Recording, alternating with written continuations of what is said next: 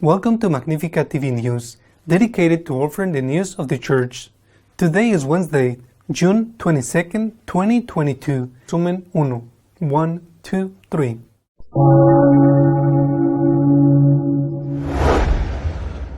Has prompted doctors to request the cancellation of the trip planned early July to visit South Sudan and Congo.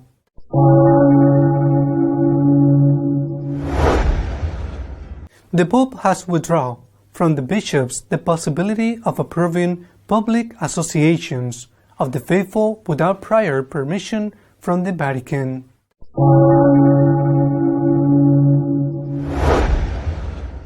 The St. Peter's Pence obtained in 2021 a collection of 46 million, which meant a loss of 20 million compared to what was spent.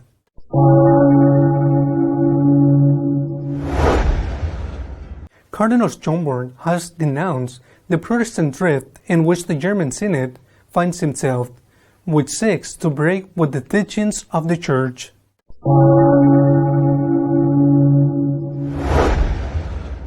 The number of persecuted Christians is increasing.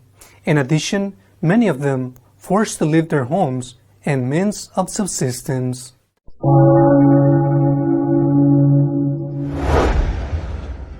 The Pope has cancelled the trip he had planned for early July, during which he was to visit two African countries, Congo and South Sudan. Pope Francis has been forced to postpone to an as yet undefined date his next trip to Africa, which was taking him to the Democratic Republic of Congo and South Sudan in the first week of July. Accepting the request of the doctors, said Vatican spokesman Matthew Bruni, and so as not to nullify the results of the need therapies still in progress, the Holy Father, with regret, is forced to postpone the apostolic journey to the Democratic Republic of Congo and South Sudan scheduled for July 2 through 7 to a new date yet to be defined. The pilgrims to Africa included 2 stops in Congo, in the capital of Kinshasa and the city of Goma, and 1 in South Sudan, in the capital of Juba. On the visit to Sudan, the Pope was to be accompanied by the President of the Anglican Church. For the time being, the other 2 planned trips will be maintained. At the end of July, the Pontific will go to Canada, and at the beginning of September, he will participate in the Conference of Religions in the Asian Republic of Kazakhstan.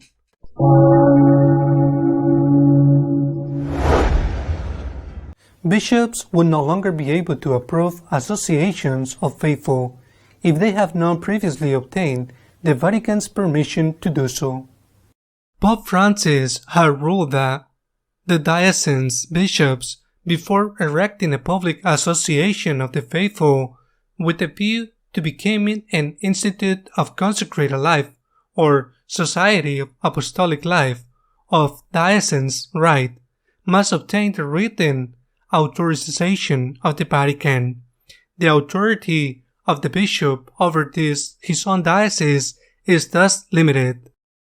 This is what the Pope Francis has disposed in a prescript on public associations of the faithful in Italy. Following the audience granted on February 7, the Cardinal João Braz de Avis and Archbishop José Rodríguez Carvalho, Prefect and Secretary respectively of the Dicastery for Institutes of Consecrated Life and Societies of Apostolic Life. The Vatican media said that the rescripts, which entered into force yesterday, June 16, which is publications of El Observatorio Romano, is inserted in the framework of the synodality promoted by Francis with the intentions of developing a closer collaboration between the office of the Holy See and the diocesan bishops is a mutual listening. The reality is that the text clearly limits the anonymity and authority of the bishops, which is practically nullified by the authority of the Holy See.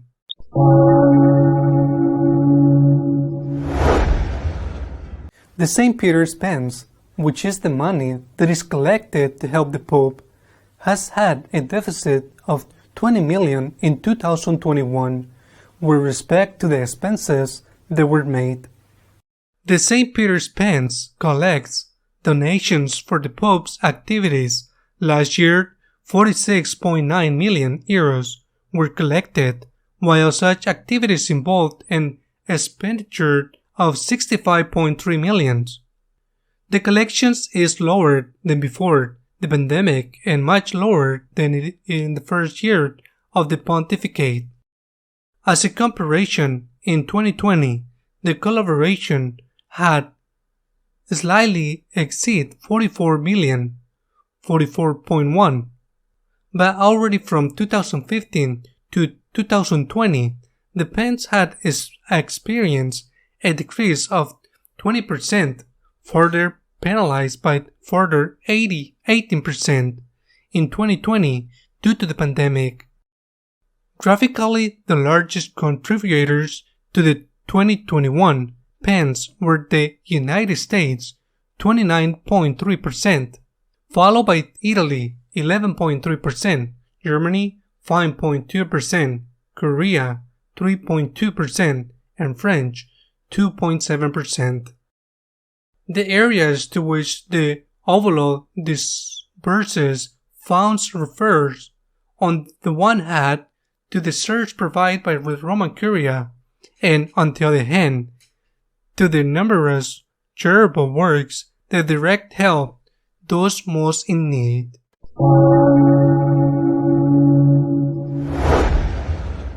The Archbishop of Vienna, Cardinal Schönborn, has joined the voices that criticize the Protestant drift in which the German Synod finds himself. Cardinal Schönborn, Archbishop of Vienna, has raised serious doubts about the reform progress opened by the Synodal Assembly of the Church in Germany. The Cardinal said that, as important as it is to investigate the abuse scandals, it cannot be used as an opportunity to demand far-reaching doctrinal reforms. The Cardinal is disturbed that one moves so quickly from the issue of abuse to questions about the constitution of the Church. However, the evidence of these connections is far from reflect and prevent.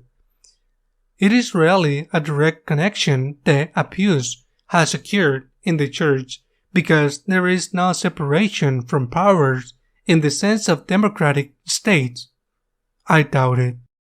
The fact of the cover-up by bishops and priests is not in himself an argument against the episcopal constitution of the Church. Abuse by priests was the worst form of abuse. But to take this as an argument that the teachings of Jesus must be changed seems to me to be wrong. A debate on synodality, says Schönborn, will only make sense if the fundamentals based on the Bible and traditions were not completely ignored. That is no longer synodality in the sense of the Church. The Australian Cardinal thus joins a growing list of bishops who have expressed their criticism for the heterodox and schismatic drift undertaken by a large part of the Church in Germany. So have the Polish bishop and those of the Nordic countries of Europe, dozens of bishops from all over the world, in an open letter to the Saint Cardinals Dominique Ducat.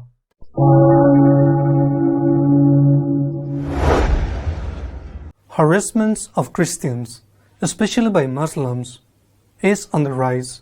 Many of them are forced to leave their homes.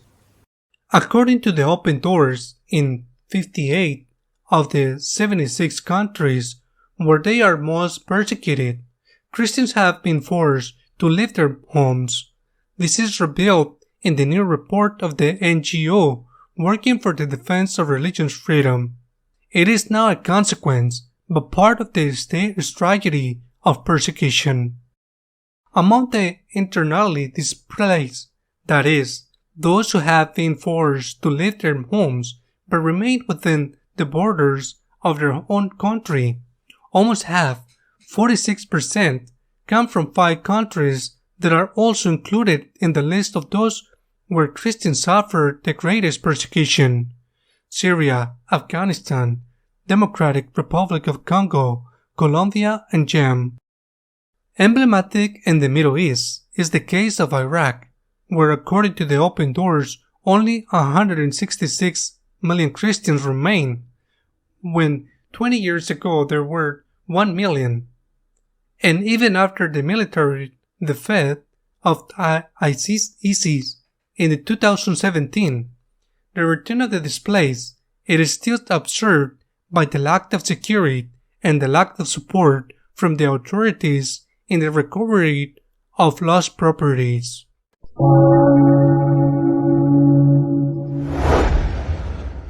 Our editorial this week is dedicated to commenting on the modification that should be made before the next conclave. During the last few days, rumors have been swirling about a possible resignation of Pope Francis. Rumors that have been occupied the front pages of the daily newspapers or the major media. There have been a series of indications that have given rise to this series of rumors, and they have led some specialized Vaticanists to affirm with certainty that this resignation was going to happen. For example, Pope Francis has a bad knee. He is receiving treatment, but meanwhile, he has to be in a wheelchair. Linked to this, he has been forced to suspend a trip in which he had great illusions to visit 2 countries in conflict, such as Congo and South Sudan.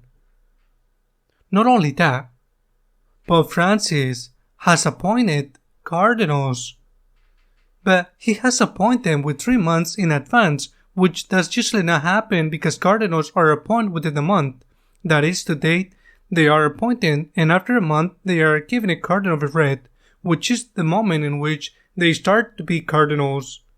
As if that were not enough, the Pope has never on one occasion summoned all cardinals to Rome, and he has done it on this occasion. And he has summoned them, both the appointment and the new ones, as well as meeting of all. He has summoned them in the worst month in which one can be in Rome, the month of August. The end of August, besides, between one thing and another, the Pope is leaving. He is going to visit the tomb of Celestine V, the first Pope who resigned in the city of L'Aquila, which is relatively close to Rome. This is the indications, and this, I repeat, has enlarged rumors. Some are convinced that the Pope is going to resign. Personally, I believe that this is not going to happen, and of course, I could be wrong. Regardless whether it happens or not, I think that we are in time to prepare the conclave, whenever it happens, to prepare it in such a way that there are no undesired consequences. When St. John Paul II published the norms for the election of his successor, he stated in number 33 that there could only be 120 cardinals electors, and in the number 35 he stated that all those under the age of 80 were cardinals electors, and no one, for no reason, could be excluded from the conclave. All the under 80 are electors, and there can only be 120. John Paul II himself, at some point, appointed cardinals of both numbers, but when he died, there were less than 120, and when his successor, Benedict XVI, resigned, there were also less than 120. Therefore, in the last 2 conclaves, the ones in which Benedict was elected and the one who elected Pope Francis, there has not been contradiction between these 2 provisions of the Apostolic Constitution, they will organize the election of the next pontiff. There has not been no problem, but there will not be. At this moment there are 116 cardinals electors, but it is the next August, the 27th, when the cardinals' verret is imposed, the new ones, which are 16 electors, there will be 132. It will take a long time, unless there is an epidemic that makes cardinals electors die, and it will a long time until the number is equal or less than 120, and is the time, which will be many months. And in that time the Pope dies or the Pope resigns. Both things, of course, can happen. And if that time that happens, what is going to happen? Would it not happen that the group that does not feel represented with the new pontificate and considers that they lost the elections, consider there has been an invalid election because the number of the cardinals elected has been higher than 120? I think that it's necessary that the Article 33 or 35, the insert 33, be modified or deleted, or simply says the number of the electors is 120, but there can be elections if more are under 80 years old of age. If this is not done in time and not linked, and sometimes it's immediately, and this is not done in time, it can lead, I repeat, to a division in the church. We already have enough internal conflicts. The other question to be raised is that the function, the role of the Pope Emeritus. We have Benedict XVI, Pope Emeritus. If Francis were to resign, I repeat, which I don't think that will happen, but if it were to happen, we will have two Popes Emeritus and a ruling Pope. It is necessary to legislate the role of the Pope Emeritus. What role does he has in the church? Even how he has to dress. What is the appellative that's given to him? This is not an unprecedented question that is going to happen because there is already a Pope Emeritus, and besides, we must not forget that there are many dioceses in the world, that there are 3 bishops, 2 emeritus and 1 ruling, because the emeritus have reached 75 years old age. Resigns has been accepted, but they are still alive. Therefore, they are emeritus, which better or worse health in the diocese. If this happens in the diocese of the world, it can also happen in the diocese of Rome, which bishop is precisely the Pope. It is a matter of clarification, of course. A debate would be necessary, theological debate, a debate that in some ways has been going on in recent years. But after this, the debate is necessary to legislate. What role does the Pope Emeritus have? If there is one and there are 2, what is the role? What is his function? How can he help the ruling pontificate? What can he say? What can he talk about? Can he do without consulting and asking permission from the ruler? There are things that need to be debated, studied, and then legislate. I repeat, I am not saying that the Pope Francis is going to resign. Personally, I don't think so. But of course, I could be wrong. And I could be wrong because most people think that he's going to resign. I don't think so. But regardless of whether he resigns or not, it is necessary to clarify what will happen if there are more than 120 cardinals electors when the 30 of the Apostolic Constitution that established how a conclave should work says that it can only be 120. And then, what will be the role of the Pope Emeritus, whether there is 1 or 2, to avoid a division in the Church, because it seems to me that at this moment we already have enough divisions. Until next week, God willing.